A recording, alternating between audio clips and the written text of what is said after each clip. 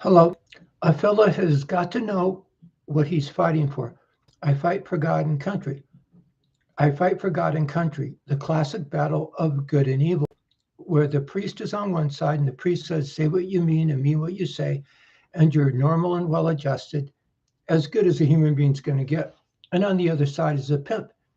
And the pimp knows how to hustle, con, manipulate, and intimidate people. And in this camp, that's the very definition. That's what defines a bad guy as a bad guy. You come over here and realize that none of this is a natural thing and it requires some outside other thing. And that's where the religion comes into it. I straighten myself up emotionally.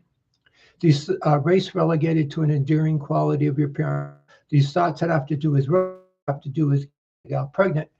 I straighten myself up emotionally. Then I will the good of another person, and I do it because Christ rose on the third day. And those three things are the a famous philosophical argument make up God and country.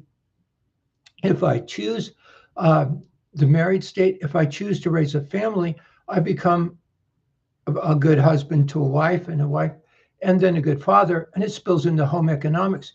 And it was home economics and this idea of following in the footsteps of Aristotle and Socrates and all those guys, and doing it because Christ rose on the third day. That's what made the United States such a magical place to live. Our middle class was absolutely terrific. If you could become a plumber and you could get into a three-bedroom brick house and a half-acre lot, and that's the consequences of it. You were a professional person if you wanted to be a professional person. If you wanted to be a citizen, you were a professional person, and then you became a professional housewife and a husband and father, and then a professional housewife. That's what we're after right now. A professional housewife was just that, a profession, and you chose it and you trained for it. They took classes in home economics and that sort of thing, and they were exceptionally good at it.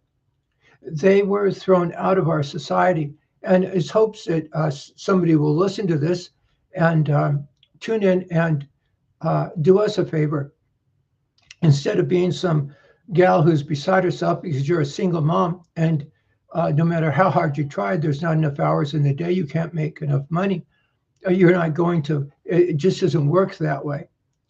You could call in or chime in on in the chat and then tell us, first off, what's your budget right now? And then if you had a chance to go back to the 1950s United States, you had a chance to be a professional housewife and you had a three-bedroom brick house and a half-acre lot, and you had 2.2 children to take care of and a husband, how much of a budget would you need in order to get the shop running?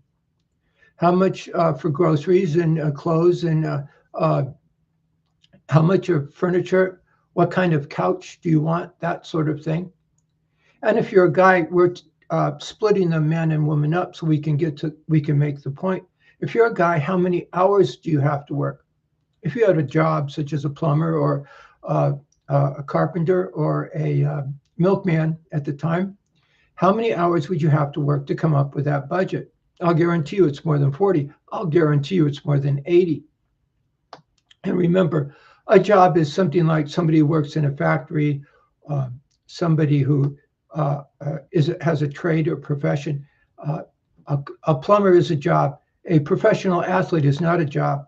Somebody who buys property and turns it into rental property, that's not a job, that's the enemy. And you could see the society change in the 1970s. In the 1950s, the Communist Party came out and said that they would overthrow the United States by about the year 1973.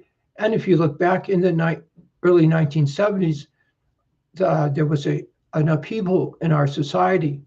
They simply snuck it in. They won. In fact, if I get the numbers right, 1973 was the highest standard of living as far as the average Joe goes. From then on, it split into a peasant to property class society, the lazy V, just like this. It goes up and up and up and down.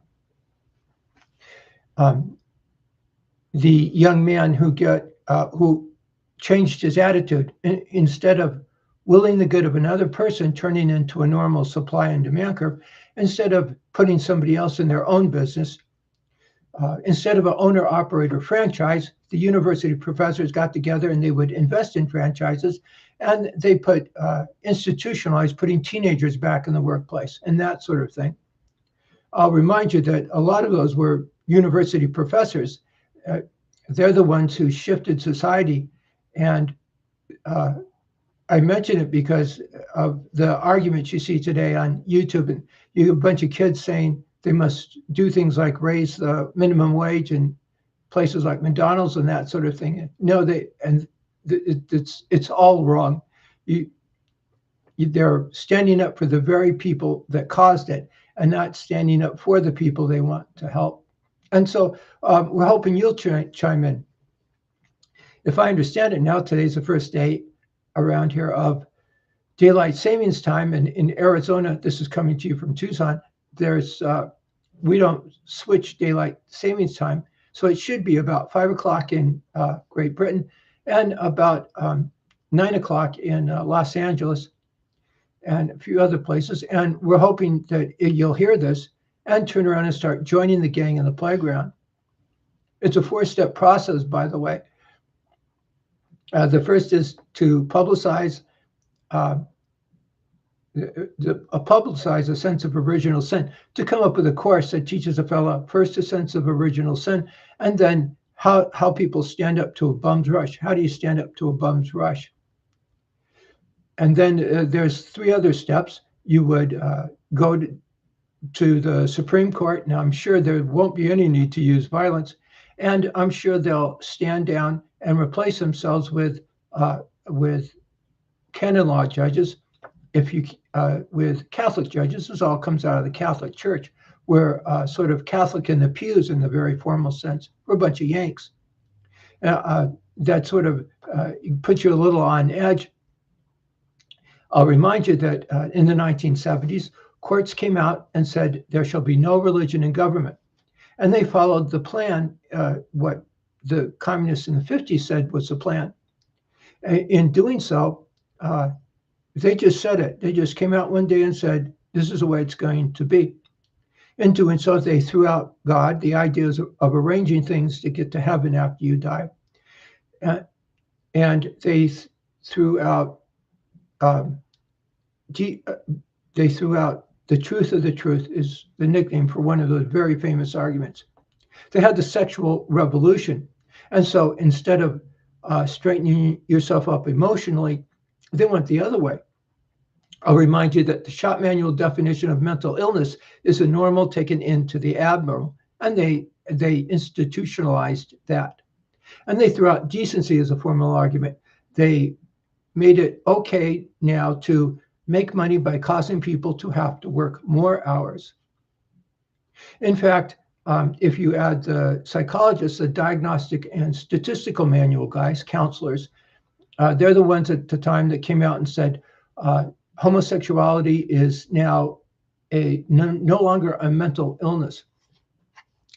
And in doing so, the bum's rush, the hustling was that they threw out the idea that since being a normal, well-adjusted person isn't a normal thing for a human being, you do it anyway.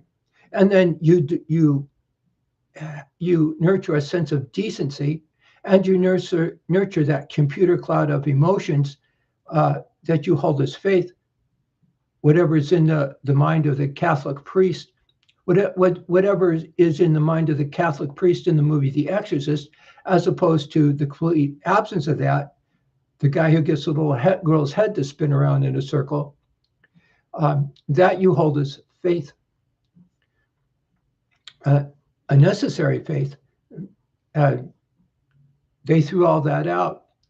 We actually live in a stereotypical, straight out of the textbook definition of a satanic church, those courts. And in other words, they institutionalized pulling a bum's rush, hustling. And you were a smart, sophisticated character if you became the Darwin alpha male. Why not, instead of you putting somebody else in their own business, you can make a lot more money by getting together, putting people in buying a duplex and putting people renting and being a professional consumer. And that was what the women's liberation was all about. That was what Harry the Hippie and Al the Afro and Donna the Feminist were all about. So I take a step back. I was in a category, and I arrange things back along the lines of the classic battle of good and evil. And I put those guys as the bad guys, and these guys over here as the good guys get on with life. I drifted a bit, I get a bit defensive, just so it said one of us committed an act of treason. It's not this camp. And if you look back, they threw bombs in the street. They put their fist in the air, the same fist from the communists in the 1920s to today. You better give us what we want, or we'll tear it all down, said Donna Shalala, the first Black female Surgeon General. And for the violent overthrow of the United States government and replacing it with communism, says Angela Davis. That was in the 1960s. And when they had these riots a few years back with Black Lives Matter, there she is, putting her fist in the air and getting $30,000 a speech for it, if I got the stories right. And Donna Jane Fonda, going to North Vietnam during the Vietnam War. If people would just try communism, she would say. And I just saw something a little while ago on television. She lives in the most exclusive Malibu house built just for her on by the beach that nobody wanted anybody to build. And she represents that sickly wealth gang. Those houses aren't worth millions, they're worth $50 million. And if you have time on the computer, go look at those houses in Malibu, and then go look at abandoned neighborhoods in places like Detroit. And there it is. There's the Lazy V. There's Harry the Hippie and Al the Afro and Donna the Dyke. And there's the people on the bottom of it. People live abandoned factories, abandoned neighborhoods. There's some 50-block long Skid Row in LA now. These people up here caused these people down here.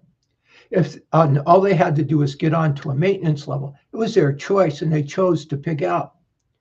If they had kept a middle class, if they had kept the idea of being normal and well-adjusted, there would have been this line here represents suburbia America, represents the middle class. If these guys had stayed in business, these guys living in poverty wouldn't exist. They would just be pulled up. But if these guys exist, then these guys here can't exist. And there's a war between these two. And so they did it, they won, and now we're in dire straits. I remember in the 70s, there was a guy named Dan Rather, who was a newscaster at the time. There were three main three newscasters, and everybody was getting on him for not being for hustling, for not lying, just not telling the truth and that sort of thing. And I remember watching him, and once he paused, he looked up and he sort of smiled and said, "We're in the consumption society." And then he went back to work, broadcasting. It seemed obvious he was passing the word. And I think he was. I remember it to this day because I wondered what in the world is a consumption society. And the idea is to separate production from consumption. They have a generation where they just pig out, and then this next generation starves, and we end up building a campfire next to what was once a 100,000-seat football stadium. And then it trashes, and then other things they're supposed to come in and take over. And they never really explain that part of it. In other words, it's evil. Just take a Baltimore Catechism or a Catholic book, then write down its literal opposite. And it works. A human being is a sucker for a bum's rush. Some young and big and strong character would rather go join the army and run a mile-long obstacle course and stay up all night than sit there and face somebody who's hustling him. He doesn't lie. He just doesn't tell the truth. And so we're back to the gal. You're sitting there. There's two groups. You're either living in the foothills collecting rent from other people because your parents or grandparents got into rental property, or a university professorship, or you're in dire straits. You've seen them on the commercial, on the YouTube and other places. So, that one gal in a closet, because she doesn't want she shares a bedroom with her toddler, and she doesn't want to wake up her toddler. And she says, I can't do this anymore. She can't stay up all night and then turn around and work all day. And the money she makes doesn't come close to paying anything. It's going to get worse and worse and worse until something's done. Oh, that's right. Forgive me. I'm going live here. So what's wrong? What's wrong is they had a revolution in this country, and they did. And it's very important to go back to the 70s and acknowledge that so you can do something about it. And what do you do about it? It's a 4-stage process. First, you publicize that. You come up with a course that teaches somebody a sense of original sin, and then how to stand up to people who hustle.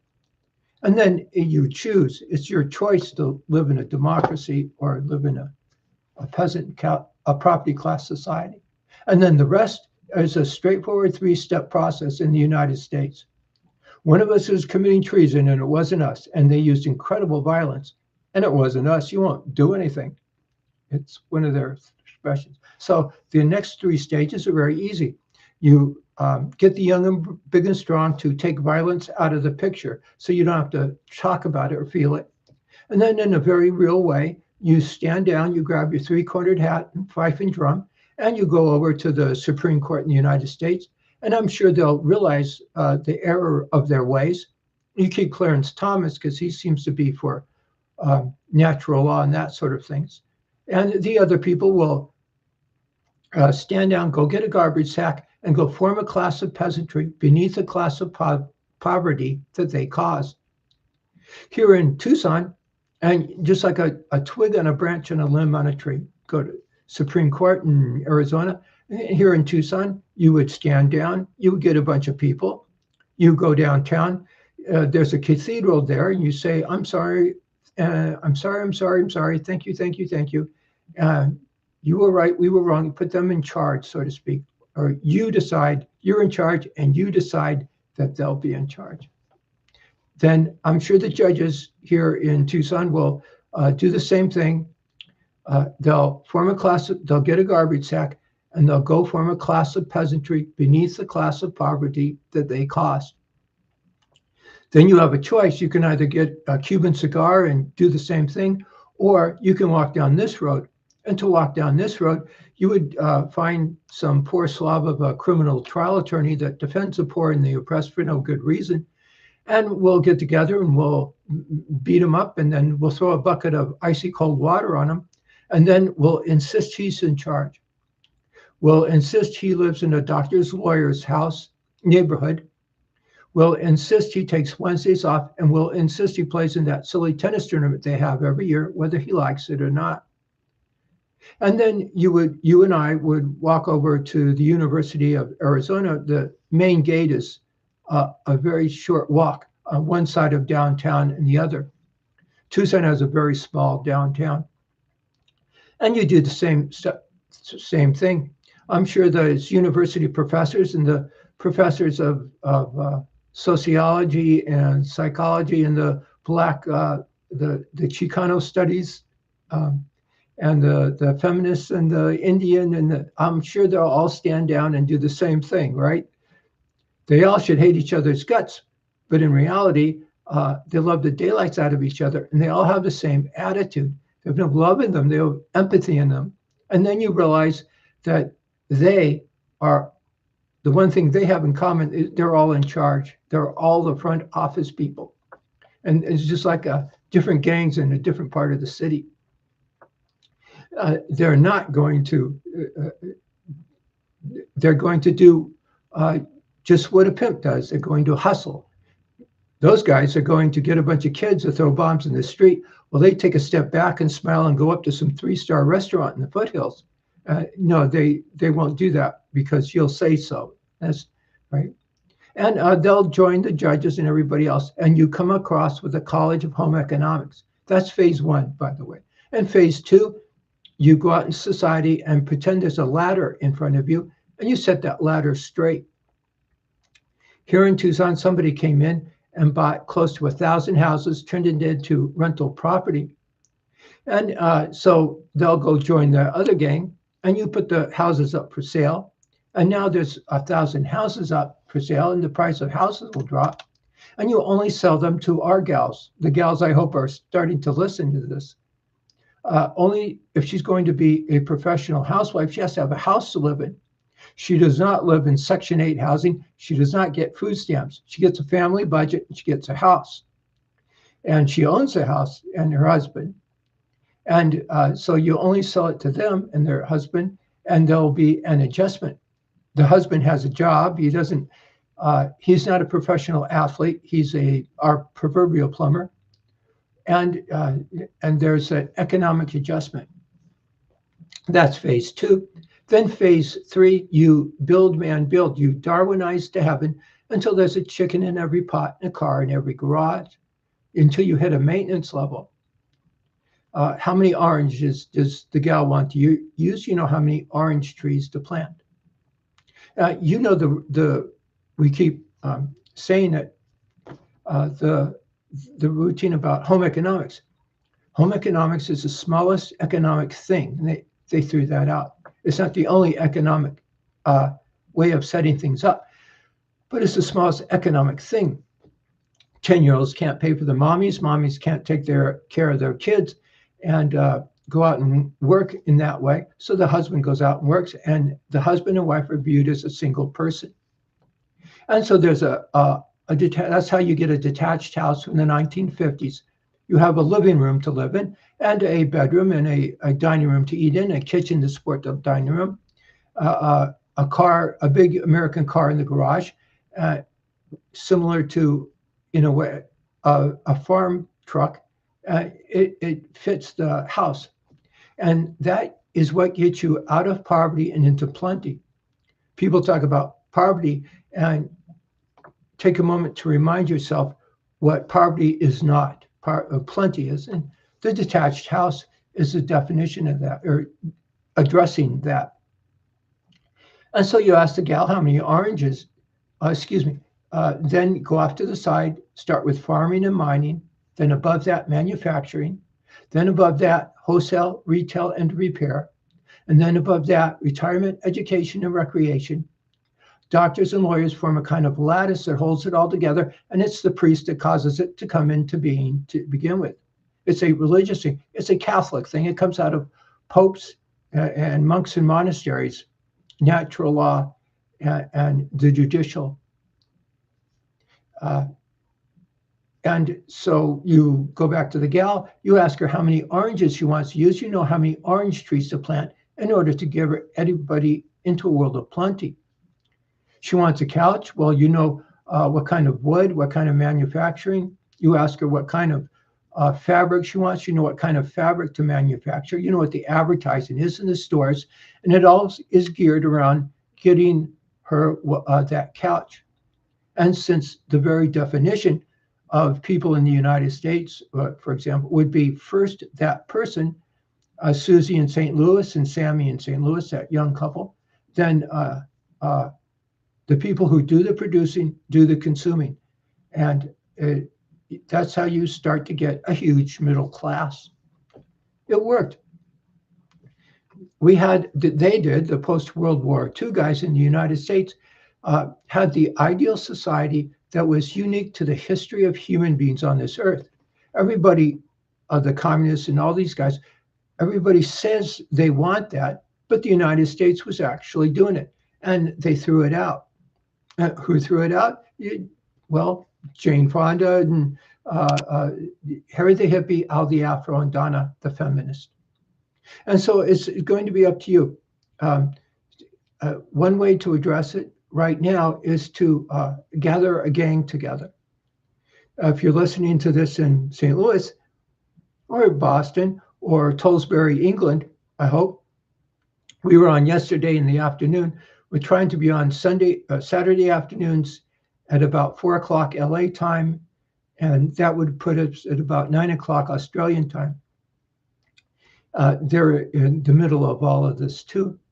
And then Sunday mornings about 9 o'clock LA time. And if you would join the gang and have a think, and then tell us just what you need. Enough is enough. Instead of being in a closet, desperate and alone, or you come out and you say, okay, look, this is what I need to get things going. Fork over the credit card, Bob. And if you're a guy, you say, enough is enough. This is how many hours I have to work, and you can start adjusting things. You're paying rent. I'm sorry, you don't pay rent to people. You don't pay rent from people. We'll tell Donald Trump to keep his skyscrapers. Excuse me. We owe him about $1 billion. And these other guys, the ones that invest in real estate, they can, I'm sure, will give up their property and start paying back the $30 trillion they owe. And if you start to adjust things that way, it'll work in a normal, common sense fashion. If you breed a breed of normal, well-adjusted people, there'll be a breed of normal, well-adjusted people. If you breed a breed of, if you arrange the parameters of competition so that there's a large middle class, there'll be a large middle class. And it's as simple as that. But the attitude comes from you. One last word of warning. And that is your gut won't head in the right direction. A human being really is a sucker for a bum's rush. And if I said something like, okay, you can't have female judges, this is ridiculous. It sounds at first horrible, but it's discriminatory, but it's the good kind of discriminatory. Female judges, especially the ones that have some age on them, are a part of a celebration of malice. They're very much the bad guys. They should have looked, walked, talked, and acted like a Catholic nun, whether or not some guy died and came back from the dead or not, but they don't. So it's enough of them. They get them out of here, get the nuns back in here. A professional housewife is sort of inside the idea of a Catholic nun, just like a Yank is sort of inside the idea of a priest. And then you go to work. You couldn't be bossy enough that way. Okay, well, that's it. We hope to see you. I hope you'll pass the word, and then join us next Saturday about 4 o'clock LA time, and Sunday about 9 o'clock LA time. Good luck to you. Good luck to you.